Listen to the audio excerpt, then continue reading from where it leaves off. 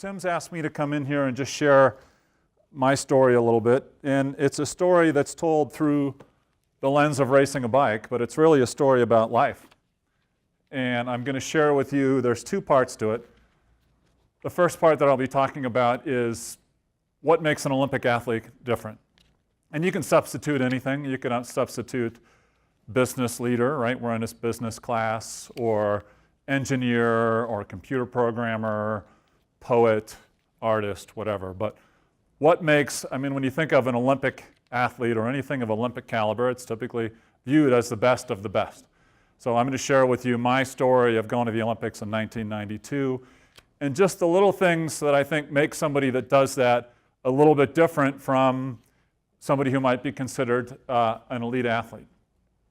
And then the second part is I'll be talking about ethical choices, right? The fork in the road that we all face. Part of what you'll find in success, and I put this picture up here is because you can clearly see that I'm suffering there, right? That's in South Africa. It was after one of my biggest wins. It was a 130-mile day and almost 100-degree heat.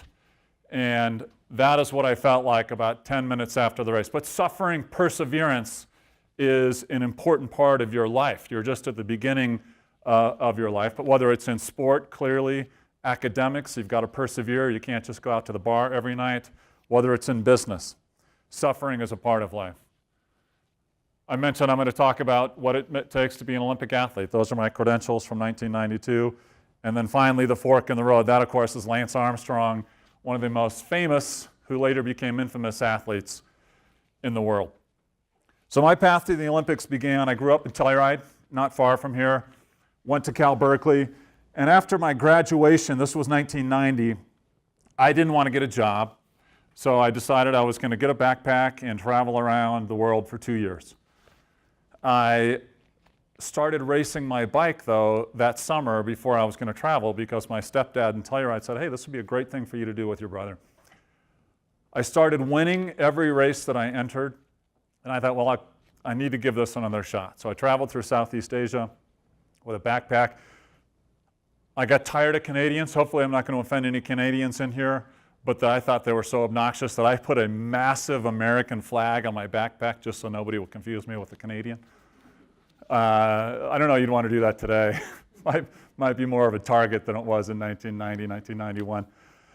But so I came back, I moved to Los Angeles, got a job as a busboy. I just turned 23 and started racing my bike again. I was getting smoked.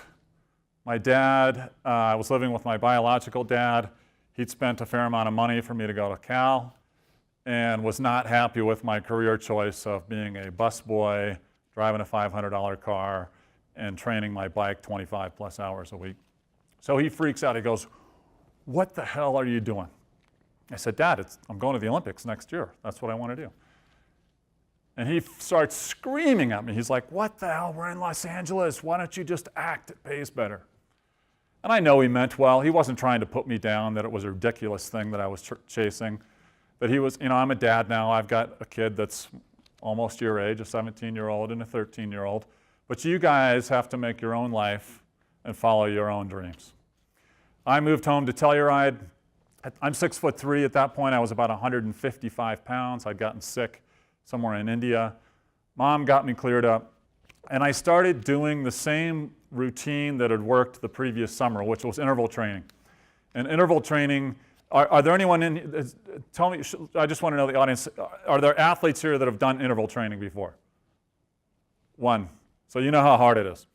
The intervals that I would do were 2 minutes long, and I'd do about 8 to 10 maybe, between 6 and 10 a day, but I knew, and I'd go as flat out, as hard as I could up this hill. And by the 6th or 7th one, every time I'd end up just throwing up, puking my guts out.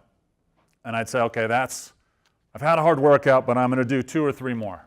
I knew that if I just kept pushing my body, suffering and pushing and hammering and pushing through it, when I got to compete, it would be easier than the training that I had done. I had a goal for myself this year that if I could get top 20 at the national championships, after racing at this point for 5 months, that I would give myself one more year to see if I could maybe turn it into a pro career. The Nationals were held that year in Park City, Utah, and it was a 112-mile race on a circuit. So they had about a 2 or 3 mile climb on this circuit. It was about a 10 miles. We did about 12 laps. Halfway through, this guy attacks, Lance Armstrong. And right when he attacks, I get a flat tire. And in cycling, at least at the amateur level, this was the elite amateurs, it's neutral support. And what that means is that you don't have team cars like you see in the Tour de France where they'll be behind the peloton and immediately give you a wheel change. You stand on the side of the road. I'd taken my rear wheel out, so I had my wheel up like this, and I'm waiting for the Mavic or the neutral support to come by and give me a new wheel. It took about 3 minutes. By the time, and I mean in 3 minutes, literally you're over a mile behind at this point because the race is going really fast. So I am dead last halfway through the race. I get the wheel, I start going, and I think, oh crap, my career as a cyclist, which of course I had no career, is over.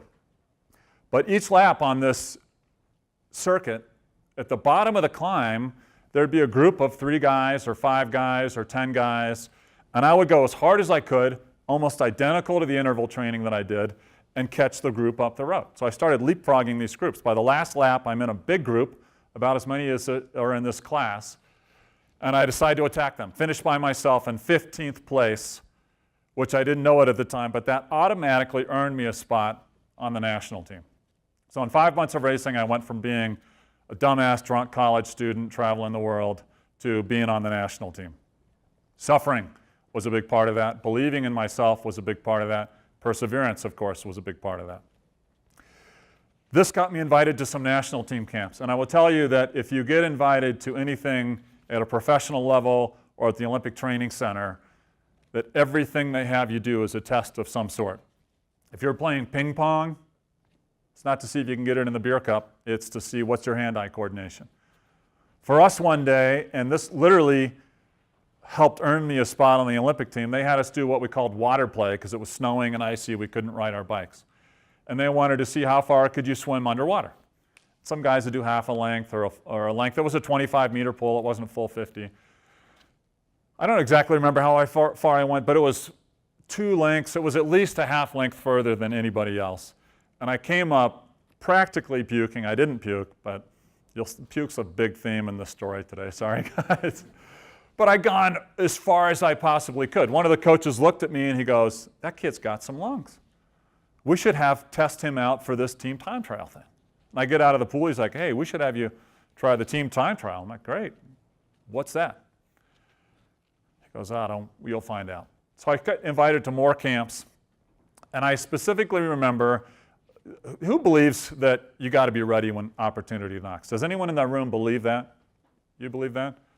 I don't believe that at all. I think if you're waiting to be ready when opportunity knocks, it's never coming to your door. I think you got to put yourself out there, take a risk, and go knocking on those doors looking for opportunity. And another reason that I was selected to the Olympic team is that the coach told me he was going to invite me to this camp. He'd completely forgotten that he'd asked me to this camp. I called him up, I followed up with him. I said, hey Chris, when's this camp? He goes, it's tomorrow, get your ass down here. Clearly he had no intention of inviting me to that camp. I was ready. If the opportunity came, I was prepared. I'd been working hard following his program. But I wasn't going to get to go to this camp if I didn't proactively make those calls to make sure that he reconsidered me. At the first day of camp, we're in a room about like this. There's a whiteboard. The head of USA Cycling is kind of going through the rules of what we're going to be expected to do, the training, camp curfews, etc.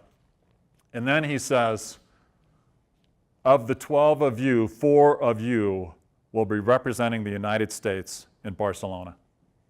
And I still get chills when I think about that because I'm looking to my right and my left, and now I realize that I got a 1 in 3 chance of going to the Olympic Games in an event that I've never done. I've never trained for this event. I've never done this event. But somehow I've got a 1 in 3 chance now of making the Olympic team, and I've been racing my bike for less than 12 months at this point. I still get chills when I think about that. One of the chosen guys looks at me and goes, "You're training fodder. There's no way you're going to make this team."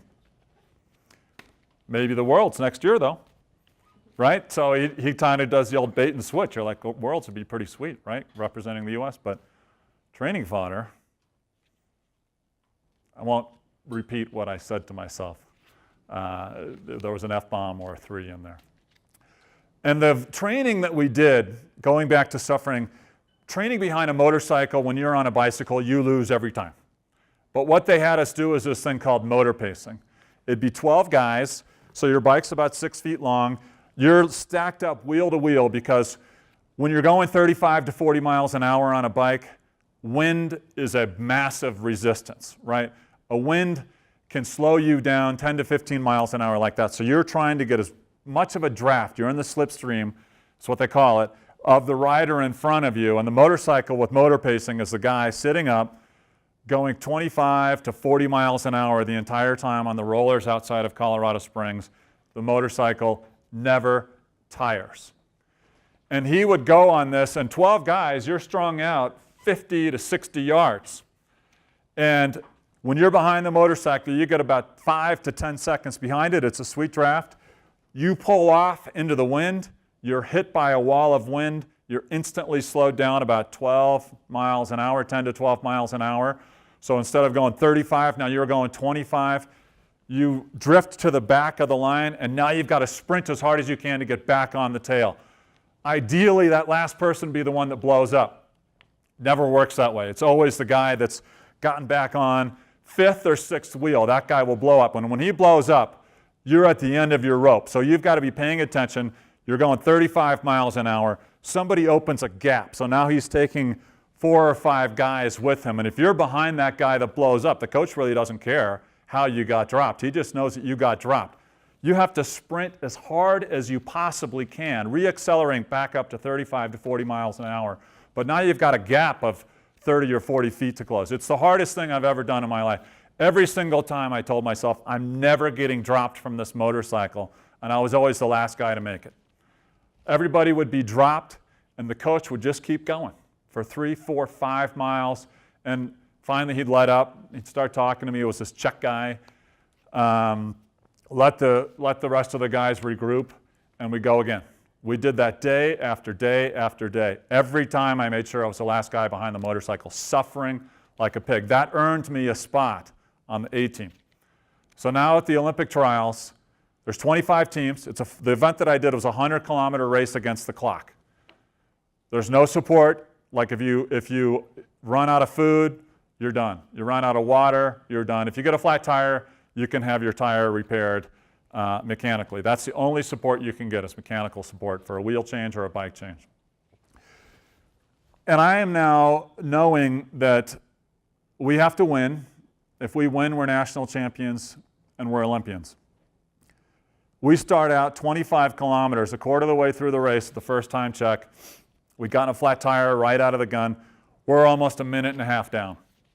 And I'm thinking we're screwed. There's a lot of strong teams here. You don't just show up to the Olympic trials. It's not a bunch of amateurs. It's guys that know how to race their bikes. We keep going 50 kilometers. We're less than a minute down. 75 kilometers into this race. We're in the lead. We know we're going to win. We know that the 4 of us are going to be going to Barcelona to represent the U.S. This is my first ever event in the team time trial. 10K to go, I start getting sick. And I know as the new guy, I'm 24 now, that if I miss a turn, they're going to cut me from the team. God forbid I get dropped, meaning that you have to finish with 3 in this event. They take the time from the 3rd rider on the line. But if I get dropped, they are going to put a new rider in there in a heartbeat. I start getting these stomach cramps. It gets worse and worse. And I literally start vomiting. And I am so scared that my coaches and my teammates are going to see that I'm weak, that I literally filled my mouth with vomit and swallowed it back down. And nobody knew about this till years later. It's disgusting.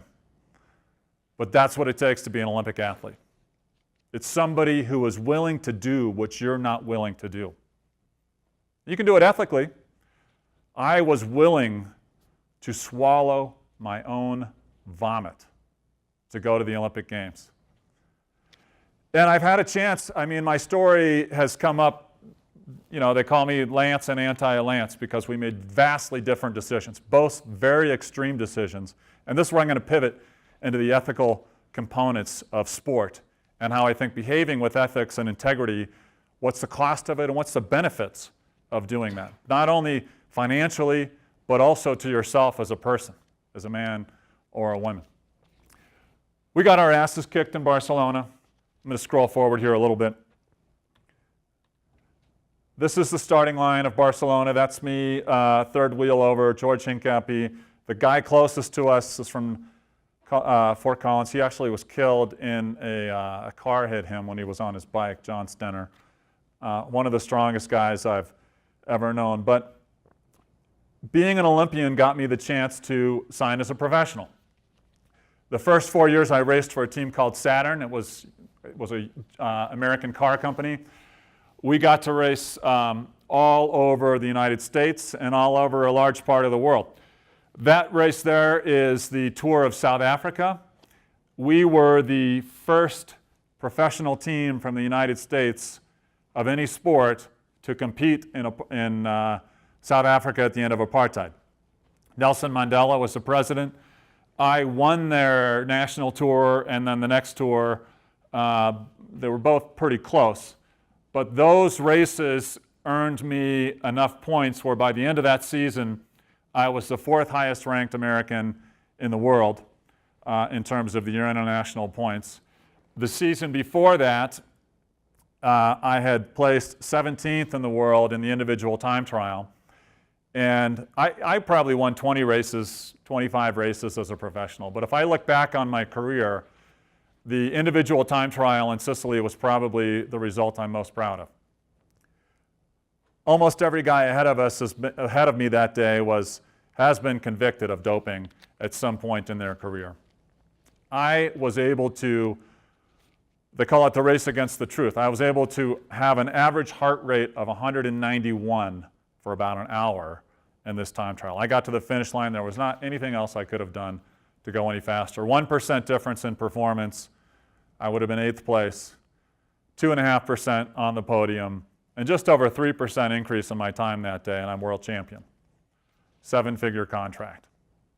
But at what cost? We know that performance-enhancing drugs, steroids alone, give you 3 to 5%. There was a drug back then called EPO. And this can factor into what you guys are talking about, ethics. At that point in this sport, there was no test for EPO. It was illegal to take it. It was cheating to take it. But they had no way of catching you. Right? So when I signed for U.S. Postal Service, which was arguably one of the best professional teams of any sport, the first day we're at our training camp and they're taking our blood test. And you can see there's 30 different things that they're looking for there, calcium, protein, etc. But what they want to know is this number, your hematocrit. What's that score? Your hematocrit for endurance sports, whether it's cross-country skiing, running, cycling, any of the endurance sports, that is a massively important number. It's how much oxygen, what's the percentage of oxygen your blood can carry. My hematocrit, you can raise it naturally. Training at altitude is one way to do that. But my hematocrit was very low, 40.5. I had a very high VO2, very high suffering threshold.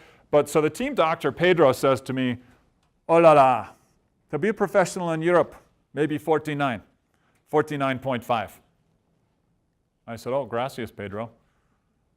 How do I do that? I knew the answer, but I wanted to hear him. He goes, special B vitamins. We talk later.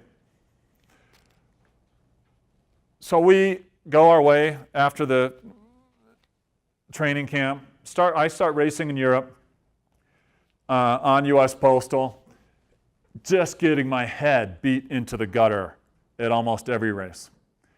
At the end of the spring season, Pedro brings me into his hotel room and he has a piece of paper about like this. So there's a calendar on it, so there's about 4 weeks on it. And on each day, he's written out a training program for me, and it's hard. It ranges from, he said, take a week off, And there was a 2-week block in there where he's having me train between 150 and about 220 kilometers a day. So call it 90 to 130 miles a day for nearly 14 days straight on your bike. And at the end of each day, not every day, but most days, he'd have intervals of some sort. Maybe it's 30-second intervals after you've ridden 4.5 miles or hours with 30-second recoveries. Or hill repeats, where you're doing 3 times 20-minute hill repeat efforts. And his philosophy on that made sense. It was, you want your hard efforts at the end of the race, because racing in Europe is easier at the beginning, hard at the end. And on this calendar, he'd put dots and stars.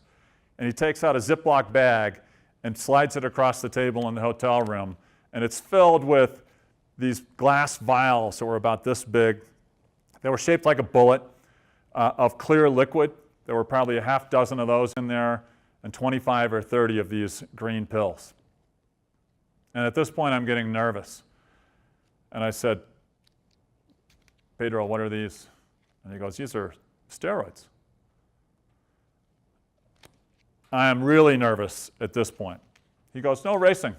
For sure you test positive, but you go strong like bull. He asked me if I knew how to inject myself. He could not believe that a professional athlete did not know how to inject himself. So he takes one of the glass vials. He's like, okay, you break the tip off here. You're going to have to go to the pharmacy and get some needles, get some alcohol swabs. You rub it here and just inject it in there, and you'll go stronger than ever before. Right? When you think of a steroid user, you don't think of a guy that's 160 pounds, right? You think of Arnold Schwarzenegger. You think of these big meathead weightlifters. But the truth is, steroids have a big impact on all types of performance. All they do is allow you to recover and do it again the next day. So if you're doing an endurance event and you're riding 90 to 120 miles a day for 2 weeks in a row with intervals, there's no way. You're burning 10,000 calories a day. You cannot possibly gain weight. You're going to get hard, you're going to get strong, you're going to get lean. So you're actually going to get lighter and wirier. He tells me that this steroid program is supposed to end on a Sunday. I'm racing the following Saturday. That's how quick these things were out of your system at that point. I had no idea what I was going to do. I had reached U.S. Postal. It was my dream to race the Tour de France. I was living in South Africa at the time. He says, put these in your pocket. When you go through customs, if they stop you, just tell them it's B vitamins. That was his code word for everything, special B vitamins. And when I got down there, I asked my wife, what do you think? And she said, it's your life and it's your career. You got to do what you want to do. And I knew right then, there's no way I was going to get caught. Right? This is out of your system within a week. But I started playing this out. How does this end? Where does it go from there? You start making real money. I was making just under 100 grand then, and you don't pay for anything. I mean, you're living very well, traveling the world. It's a hard way to make a living. I mean, endurance sports are just, by definition, you're suffering every time you're out there. But it's a lot of fun, too. You get a lot of experiences that most people don't get to have. And I started thinking about how would this end, and I was just too scared so that it didn't end well. I didn't see how it could possibly end well. So I decided that I was going to end my career. U.S. Postal asked me to come back for 1998.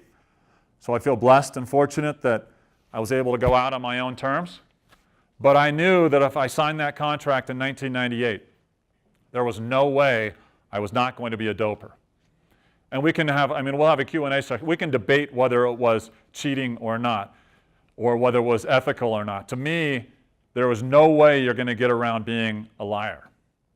There is just no way you're going to get around being a liar. And so what I want to ask you guys then is integrity, right? You guys are taking a course on ethics in business. Does integrity even matter in our society today? I heard Tim talking about on my way in, if everybody was unethical, if nobody paid their bills, or if everybody lied about everything, would our version of capitalism work? Are there moral underpinnings that matter? And really, there's two ways to look at this, right? There's, if you know you're not going to get caught, Do you do it or not? Those are choices that you have to make. But what happens if you act without integrity? Right? I mean, we've heard of the scandals. The most recent one, Volkswagen, right, where a bunch of engineers decided to lie about the emissions. That could cost them it will cost them tens of billions of dollars. Lance Armstrong, he didn't act with integrity. It's cost him tens of millions of dollars personally. His reputation is in ruins. He's thrashed. Enron, our political environment, medical, finance, academic scandals, right? If Tim leaves the room and you guys all get your books out, even though it's a closed book test during a final, is that cheating or not? Of course it is. But doesn't matter, right? What about acting with integrity? Is it just something that just makes you feel good? Oh, wow, you're acting with integrity. Or does it have some tangible benefit? Right? My career, I'm a financial advisor. So my whole business is built around integrity. Right? It's built around trust. But my most important job, at least that I feel, is as a dad and as a husband. And I know that my children, yes, they listen, not always, but they watch what we do. They watch how we act. They watch how we treat people. So if my most important job is to be a dad and set a good example to my son and my daughter, I would tell you wholeheartedly that integrity matters. Last year, at the USA Pro Challenge, we were in Aspen watching the race. And that's the governor of Colorado, Governor Hickenlooper, right there. And he was following the race. And of course, they're talking about doping and cheating in the sport of cycling. You can't have a conversation about professional cycling without wondering, are those guys doping today? You know, Lance Armstrong lives in Aspen, so they're talking about doping and cycling. And one of the guys in the car with the governor knew my story. And he said, well, there's this one guy who lives in Grand Junction who made a different choice. And at the end of the race, we're in the VIP area having a beer. You can see the governor's got a beer there. My son got to spend 20 minutes one-on-one with the governor of our state, all because of a decision his dad made 20 years earlier. So whatever field you're in, whether it's academics, medicine, finance, business, it doesn't matter. There is a positive benefit, not just economically, but a positive moral benefit to operating with integrity. And I hope that these are skills and ethical morals and behaviors that my son and daughter will carry forward to the next generation. So does integrity matter? Let's have a conversation. Thank you.